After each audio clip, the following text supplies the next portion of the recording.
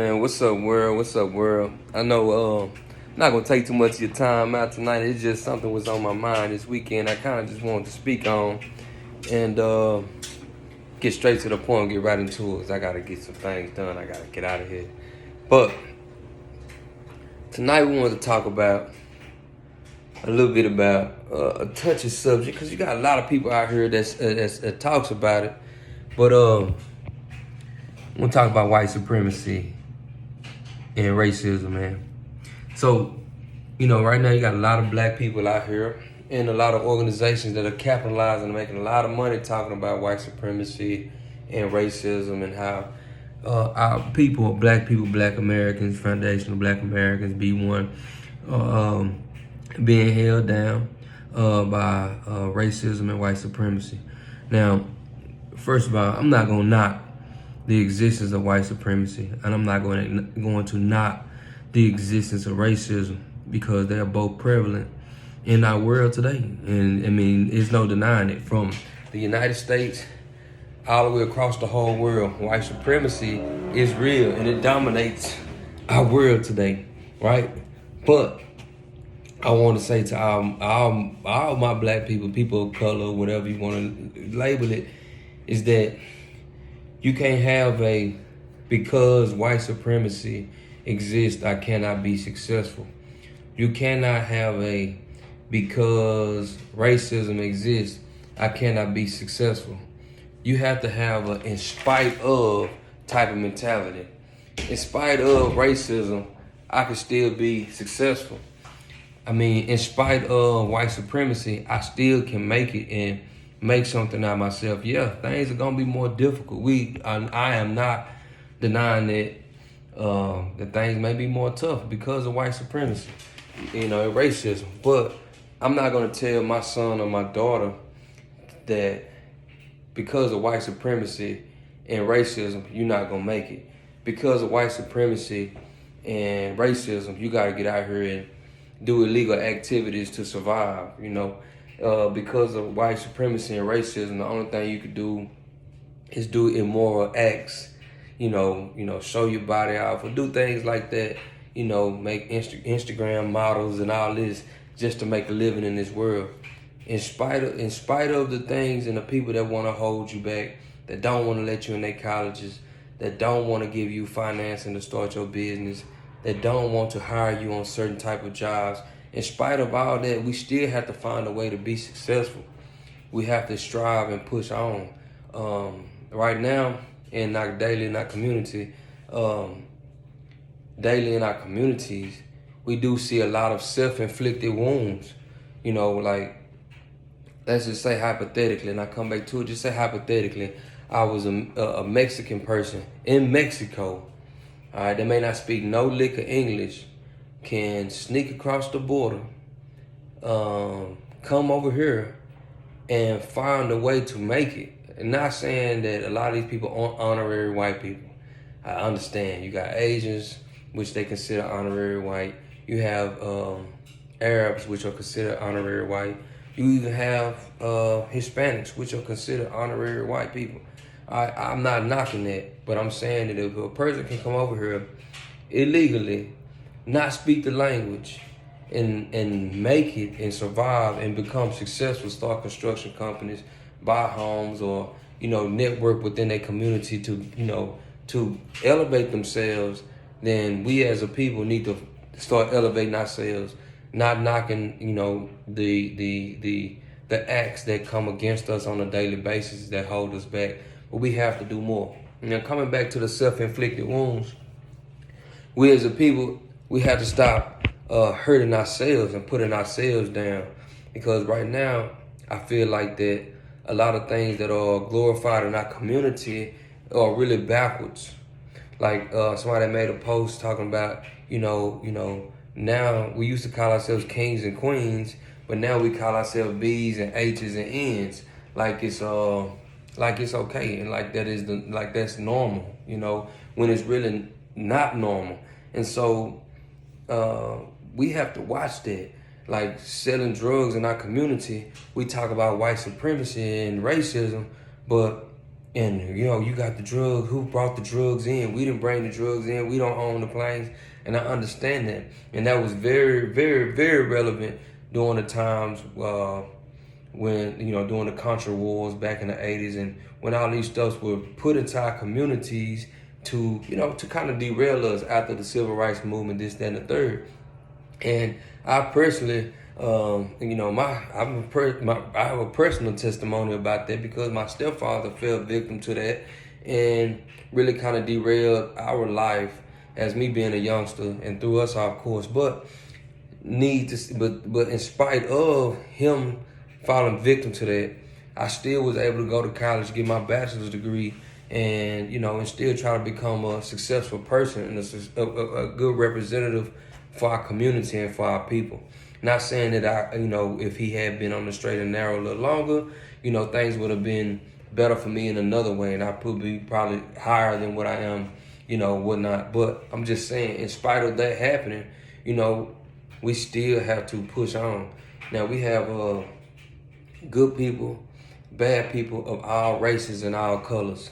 Not knocking the white supremacy or the racism, but there are good people in the black community. There are bad people in the black community. There are good people in the white community, and there are bad people in the white community, and so forth, with Asians and Arabs, blah, blah, blah, and Hispanics, okay? So we got good and bad people in all types of communities. They come in all shapes, forms, and fashions. So just because, you come from a particular community doesn't mean you shun that person. Good people are good people, and bad people are bad people. That's just how I personally see it.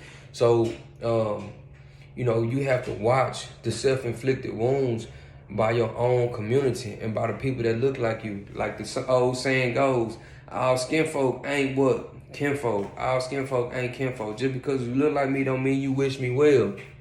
Just because you don't look like me does not mean you don't wish me the best in my life. So you have to watch that, because a lot of people are monetizing off the racism card, the racism hustle, the racism game, like I like to call it, because you get people all emotionally riled up behind racism, and that's how they make their money, by selling their books, by getting you to come to their events, by getting you to subscribe to their YouTube channels, and this, that, and the third, and they just playing on your emotions. And you don't see these people in your neighborhood on a regular basis. You don't see these people making contributions back to the communities, to help people out. They just, just capitalizing off you, being intrigued by what's going on with racism. So be careful with that, man. Really be careful with that. So once again, as far as our communities goes, we had to stop hurting ourselves and with the self-inflicted wounds of selling drugs to each other, okaying the negative stuff and make it seem like being, a N-word or a B-word or a H-word is the proper way to be, and knocking our students, especially in the inner city, who are trying to get their educations, who not trying to throw up gang signs, who don't want to be sagging, who just want to prosper in a different type of way. You got to stop putting those people down. And so that takes me to my next little thing I want to talk about. They have been talking about Snoop and Dr. Dre performing at halftime. This, at the Super Bowl. This is gonna be one of the biggest halftimes or anticipated halftimes ever. Which I don't knock no man hustle. Man, get it how you get it, man. I'm not here to judge. That's between you and the creator of the universe. But I do look at it like I'm not impressed by Snoop and Dr. Dre performing at halftime. To me, Snoop Dogg, Dr. Dre, they made a lot of money off our people. And if you can come see, I'm in my bathroom because my wash and dry, doing my laundry before I dip. I got a picture of Snoop and Tupac right here. I actually got Tupac paper when he passed away right there, right? So I think that Snoop made a lot of money out calling women B's and H's and glorifying smoking weed. And, that was part of the normalization of the erratic behavior that's derailing, that continues to derail our community to this day. Dr. Dre, him and NWA, they did some things with, you can't knock them. I appreciate you putting the message out, but they ain't coming to our communities to do things better or to change the lives of nobody. They not putting out a message or making apologies like Tupac had said. Like, man, we got a lot of blood on our hands. They not coming out here and confessing that and making that known. They just continuing to make money off the things they already knew. They knew it was wrong. So they continue to put out this message. So I'm not really impressed by that. Not trying. I guess maybe I'm getting old, and now I'm getting old, I'm becoming more of a square. But I don't really see, the benefit of having, people like them, to continue to market, negativity to our community, and us give them praises and millions of dollars, and and supporting these people like that when it's not really beneficial. It'd have been different if they building community centers or opening up grocery stores, chains of grocery stores throughout the country. If they building gyms or recreation centers or parks, or just uplifting the neighborhood. Not saying that they may not be doing it where they're from, but there's no reason to continue to elevate these people. And the only thing they pushing is negativity. Because the first thing he gonna come on, they gonna come on the Super Bowl and sing is, songs from the Chronic and Gin and Juice and B's and H's. It's like, bro, like that stuff getting played out, fam. And I know I'm getting older, so it maybe why I see it like that. But I really just think that if black people in my community are really serious about change, we gotta stop standing for foolishness and allowing people that we look up to put this foolishness out there like it's okay. And it's not. That's just from my perspective. I'm not right, I'm not wrong. It's just what I believe. So you have your own beliefs on it, and this, that, and the third. But sum it up, when we talk about white supremacy and racism, we have to have an in spite of mentality, not a because of mentality. All right, so we gotta also start with the self-inflicted wounds. Shooting ourselves in the foot by flipping the negative stuff into positive things. Man, it's negative is negative. It's not positive. Positive can't be positive, and a negative can't be positive. A negative can't be positive, and a positive can't be negative. It is what it is. So by us trying to justify that and put other people down who are trying to be positive, that's not getting us anywhere. And last but not least, I'm not excited about the Snoop Dogg, Dr. Dre. Man, do y'all thing, man. Get your money how you get your money, but just know that a lot of these people have manipulated our community to destroy ourselves, and they make money off of it. Point blank, period.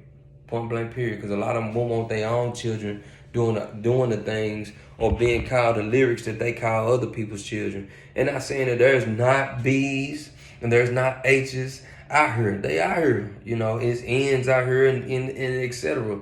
But when you market it as when you generalize it and market it as a generalization of a specific type of people, then think you mismarket or miss the way you kind of brand people. And we all don't want to fall under that category, because that's how they brand us to the world. So, do your thing. God bless you. Hope you have a good weekend. Tino out. Peace. Let me get back to work. Yeah.